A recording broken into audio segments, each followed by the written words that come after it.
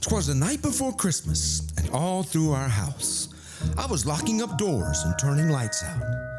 It was finally here. We were finally done. The last present was wrapped. The last carol had been sung. The turkey was roasted. The pies were all baked. There was plenty of stuffing and a big chocolate cake. Stockings were hung on the mantel with care. They were chock full of goodies and candies so rare. The kids were asleep, or pretended to be, as we stuffed all their presents under the tree. It was way after midnight when we at last got undressed and fell into bed for some much-needed rest. Then while I was nestled all snug in my bed, the strangest of visions soon danced through my head. What in my wondering dream should appear but a whole host of angels, so bright and clear. They lit up the sky with their horns ringing out. Then the sound split the air as they gave a great shout. The Son of the Highest, they were spreading the news, is coming to earth to spend Christmas with you. Then like a flash of lightning so keen, stood the most glorious figure that I'd ever seen. His raiment was spotless, his hair shining white. His eyes, they glowed with the most brilliant light. His voice, when it spoke, it rolled like the thunder, and his words like a sword, they tore me asunder.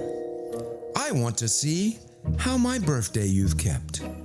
Are you truly ready, or have you just slept?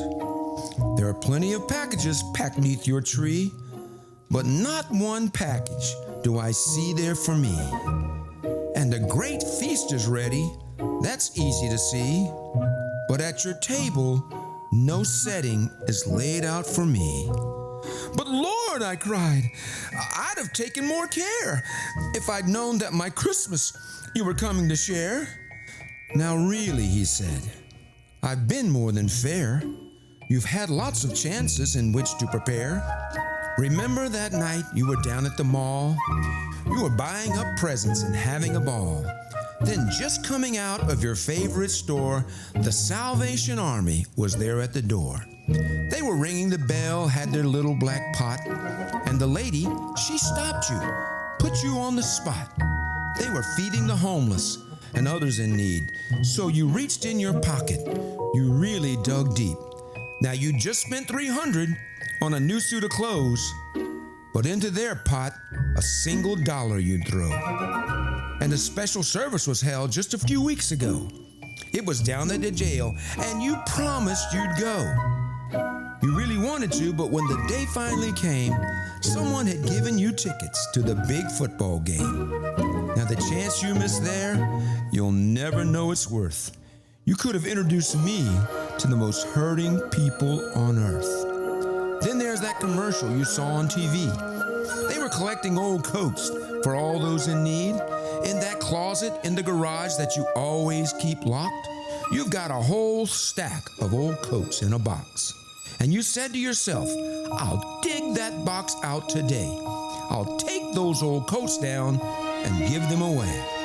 But before you managed to get the box in the car, you decided that drive was just a little too far.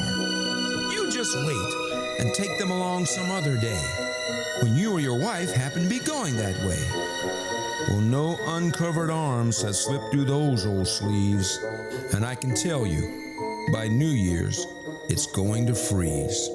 So I'm asking you now, how my birthday you've kept. Are you truly ready, or have you just slept? Great, precious gifts you could have given to me if you just shared my love with the least of these. My wife shook me awake. She was calling my name. She said I was moaning and crying in shame. So I tried to explain all I'd seen in my dreams, how I'd missed out completely on what Christmas really means.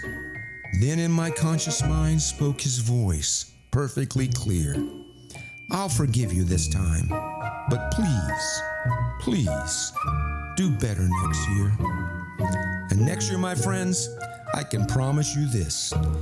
His name will be first on my Christmas gift list.